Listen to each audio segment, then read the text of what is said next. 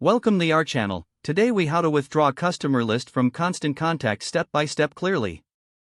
To withdraw your customer list from Constant Contact, begin by logging into your Constant Contact account. Once you are logged in, navigate to the Contacts tab on the main menu. In the Contacts section, select All Contacts from the drop-down menu. Locate the Actions button, typically situated towards the right side of the page. Click on the Actions button to reveal additional options.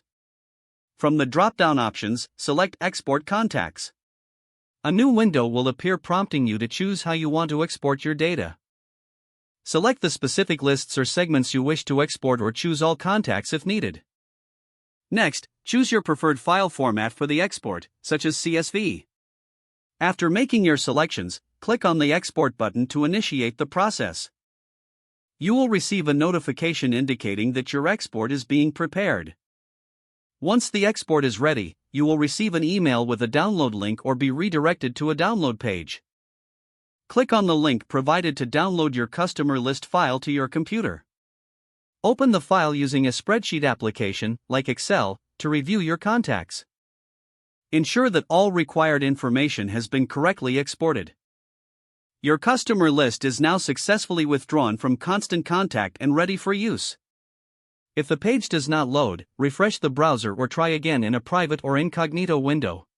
Make sure you are using the correct email address, then retype it carefully to avoid small typos.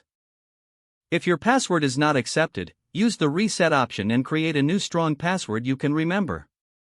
Check your spam folder for verification or security emails, then complete any requested confirmation steps.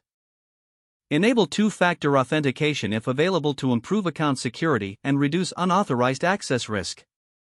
After signing in, review your profile details so your contact information and settings are accurate and current. If you see an error message, note it down and try again after restarting your device and internet. Log out when you finish, especially on shared devices, to keep your account and payment information secure. If the page does not load, refresh the browser or try again in a private or incognito window. Make sure you are using the correct email address, then retype it carefully to avoid small typos. If your password is not accepted, use the reset option and create a new strong password you can remember. Check your spam folder for verification or security emails, then complete any requested confirmation steps. Enable two-factor authentication if available to improve account security and reduce unauthorized access risk. Don't forget to like this video and subscribe to our channel for more step-by-step tech guides.